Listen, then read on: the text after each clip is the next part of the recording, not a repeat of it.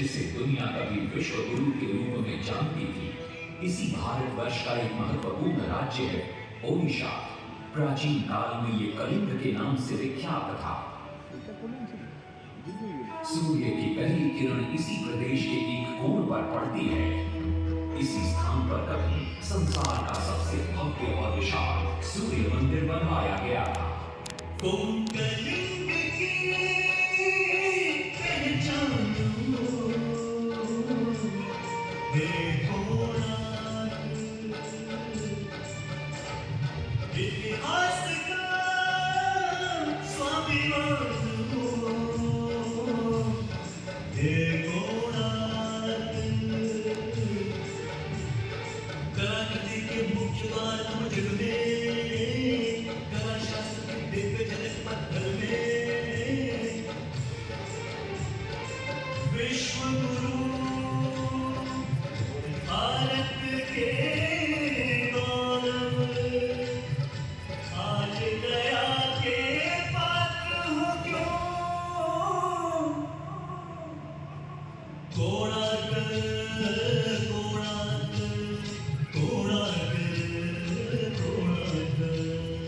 सैकड़ों साल पहले की बात है। पुरातात्विक दस्तावेज के तौर पर संग्रहित पुस्तक मादला पांजी और बाया चकड़ा में उल्लेख है कि 13वीं सदी में गंगवंश के राजा लांगुला नरसिंहदेव ने इस सूर्य मंदिर का निर्माण करवाया था।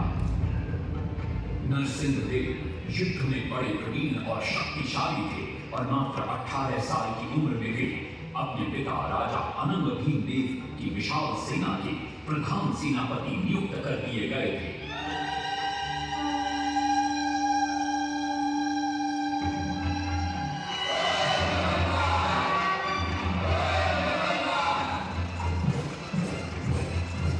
सेनापति बनने के बाद नरसिंहदेव ने अपने कुशल नेतृत्व से दक्षिण के कई आक्रमणकारी राजाओं को युद्ध में हराया।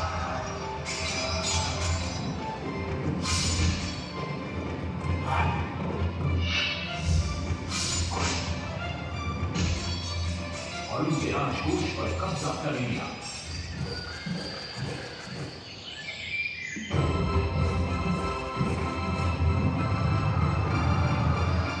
तत्पश्चात उन्होंने विजय पूजा, जिसे आज हम वारंगल के नाम से जानते हैं,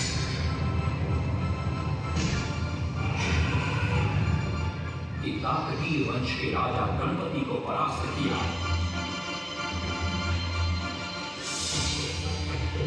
और उनके राजकोष पर भी कब्जा कर लिया। 3 वर्षों तक निरंतर युद्ध के पश्चात जब वे बहुत सारी धन संपदा लेकर कलिंग लौटे तो राजमहल में उनका भव्य स्वागत हुआ।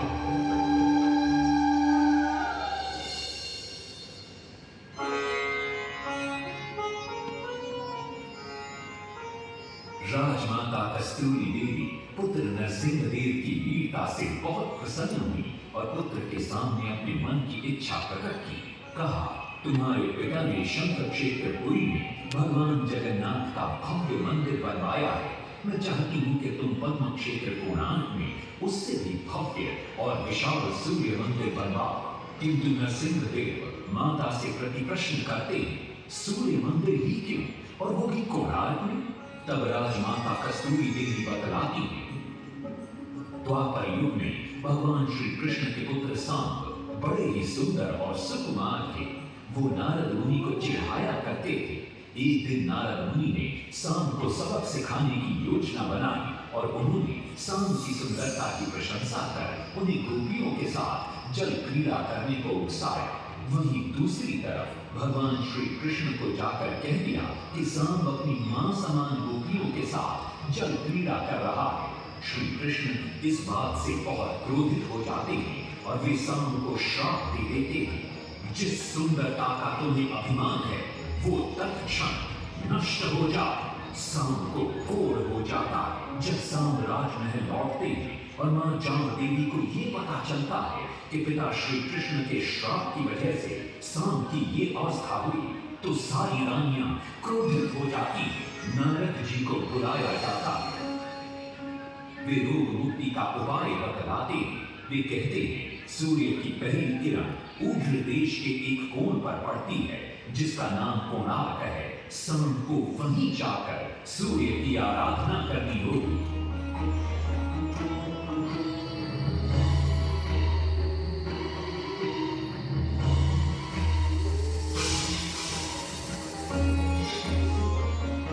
बहुत ही लंबी और कठिन यात्रा के पश्चात शाम अपने सैनिकों और सेवकों के साथ कोणार्क की चंद्रभागा नदी के तट पर पहुंचते हैं और नित्य प्रातः स्नान के बाद सूर्य की आराधना आरंभ करते हैं।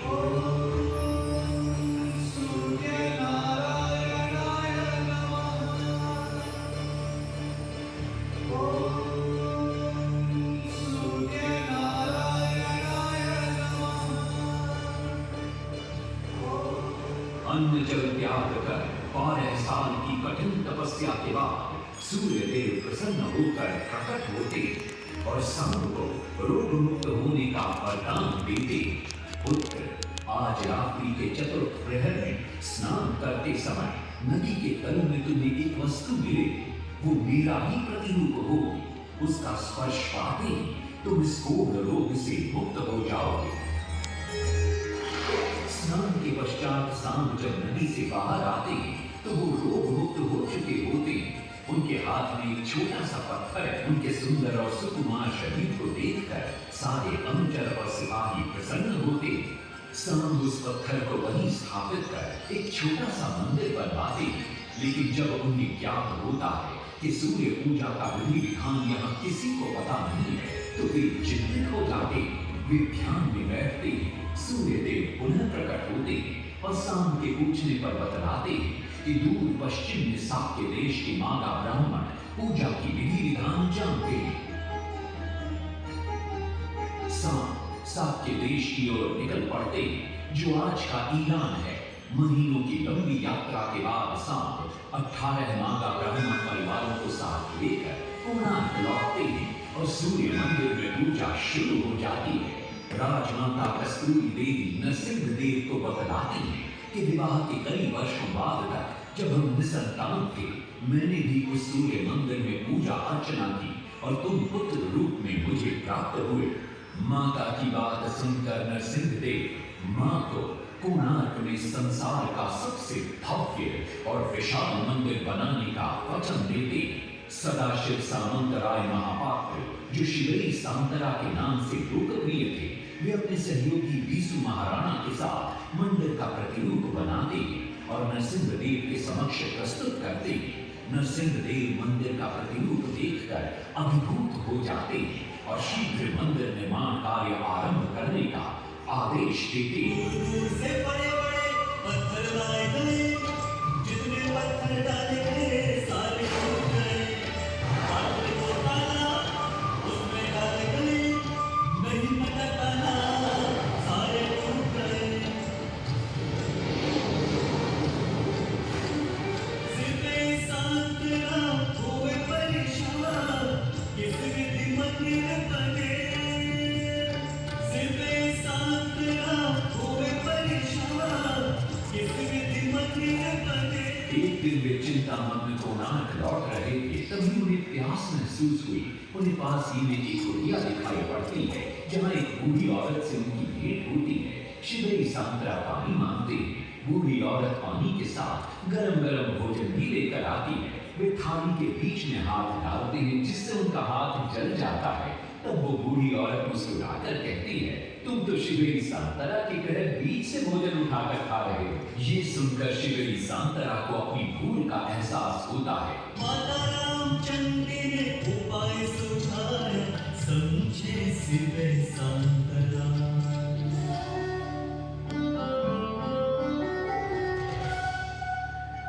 तत्पश्चात वो किनारे से पत्थर डलवाना शुरू करते हैं और मंदिर निर्माण का कार्य तेजी से आगे बढ़ने लगता है। 1200 शिल्पियों ने 12 वर्ष में मंदिर बनाया। घोड़े साथ सजा धन रथ में, सब चल बनाया।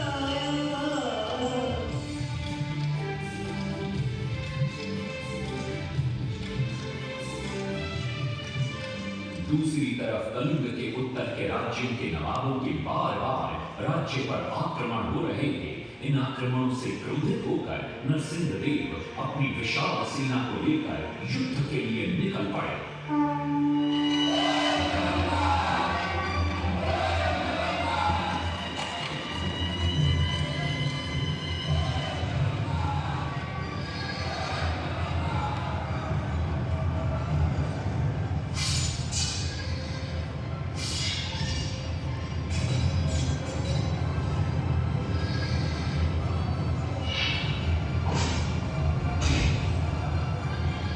शक्तिशाली गौरवंग के नवाबों को भी युद्ध में परास्त कर दिया और उनसे प्राप्त सारा धन अपने कब्जे में लेकर सूर्य मंदिर के निर्माण कार्य में लगा दिया। 1200 कारीगरों के अथक प्रयास से 12 साल बाद विशाल और भव्य सूर्य मंदिर बनकर तैयार हुआ। उस समय के लोगों में वास्तुशास्त्र, ज्योतिष शास्त्र और खगोल शास्त्र का जो ज्ञान था, उसे देखकर आज के बड़े बड़े वैज्ञानिक भी आश्चर्यचकित रह जाते। कई प्रयासों के बाद भी मंदिर के गुंबद पर कलश स्थापित नहीं हो पा रहा था।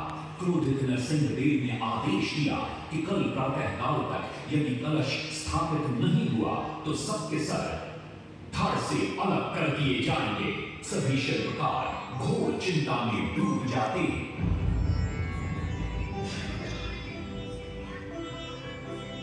दूसरी तरफ मुख्य शिल्पकार बीसू महाराणा का 12 साल का बेटा धर्मपद सूर्य मंदिर के प्रतिरूप पर कलश उठाकर प्रसन्न होता है और मां के सामने अपने पिता से मिलने की इच्छा व्यक्त करता है। मां अपने बागीचे के बेर पोटली में बांध कर देती है और कहती है, अपने कुत्ते बलिया को साथ लेकर कोणार्क जा।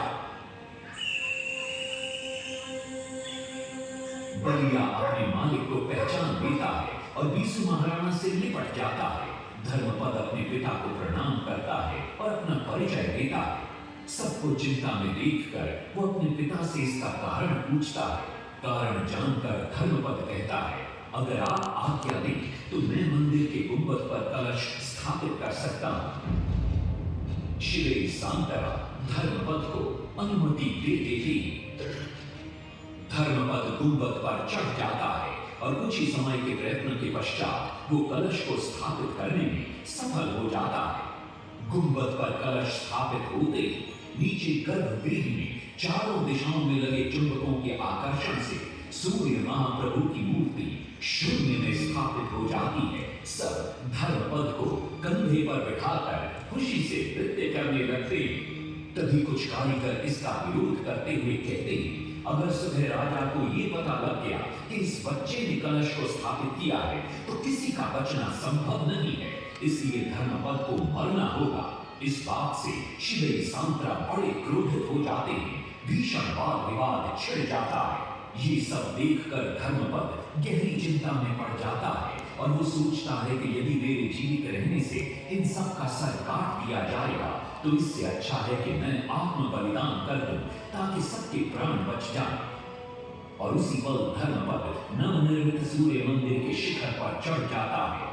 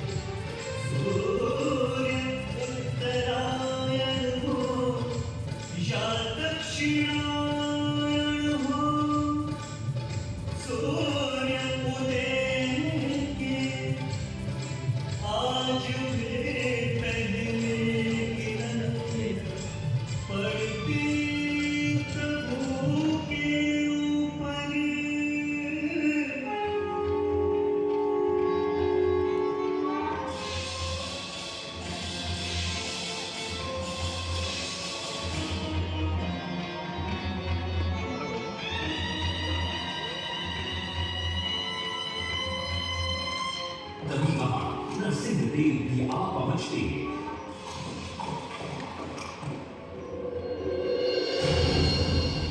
और सूर्य महाप्रभु को शून्य में स्थापित देख वे भी आनंद से भर जाते और शिवरी सांतरा की भूरी भूरी प्रशंसा करते। वो ये भी घोषणा करते कि माघ शुक्ल पक्ष की सप्तमी को मंदिर की प्राण प्रतिष्ठा की जाएगी। लेकिन शिवरी सांतरा कहते, राजन, तिथि तो अच्छी, लेकिन मंदिर की प्राण प्रतिष्ठा के लिए ये शुभ नहीं है। किंतु राजा अपनी बात पर अड़ जाते।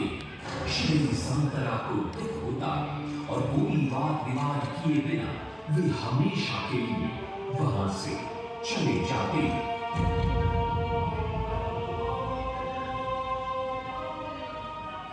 पूर्व निर्धारित तिथि पर मंदिर की प्राण प्रतिष्ठा संपन्न होती है।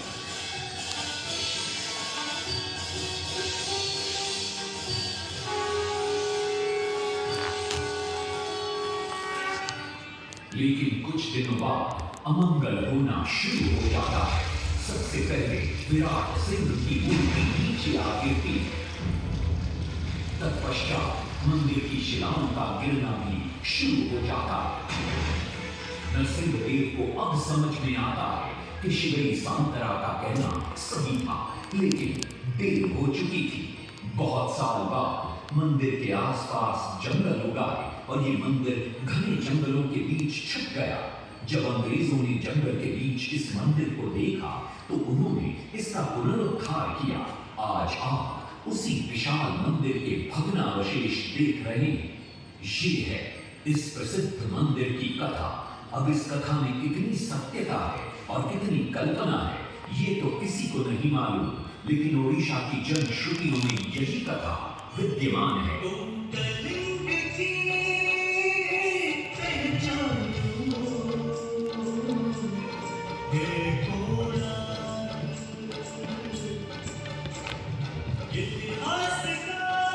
चलो चलो चलो।